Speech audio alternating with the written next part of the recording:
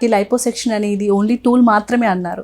చాలామంది ఈ సర్జరీ చేయించుకున్నాక మీరు చెప్పిన ఫాలో అవుతారు, అవ్వకపోవచ్చు.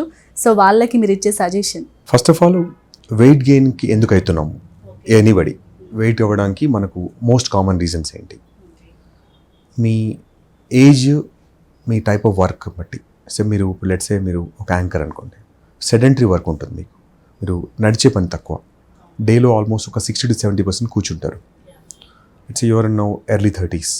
సో మీ మెటబాలిజంకి, మీ ఐడియల్ బాడీ వెయిట్కి, మీ హైట్కి మీకు ఎంత క్యాలరీస్ రిక్వైర్మెంట్ ఉంటుంది? మీ ఒక్కసారి మీ BMI చెక్ చేసుకున్న తర్వాత మీ క్యాలరీ రిక్వైర్మెంట్ యూజువల్గా మీట్ అవుతుందా లేదా?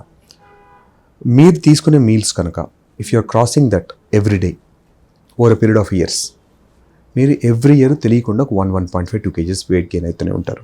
ప్రొవైడెడ్ మీరు దానికి తగ్గట్టుగా డైలీ యాక్టివిటీస్ చేసి ఫిజికల్గా యాక్టివ్ ఉండి, మీరు మొబిలిటీ అంటే ఖచ్చితంగా మీరు వర్క్ మొబైల్ లేకపోయినా కనీసం దాని కాంపన్సేటరీ మీరు వాకింగ్ స్టెప్స్ కానీ, యోగా కానీ, ఏదైనా ఒక ఫిజికల్ యాక్టివిటీ లేకుండా ఈ రోజున్న మోడర్న్ ఏజ్లో వెయిట్ లాస్ అనేది అంత ఈజీ కాదు.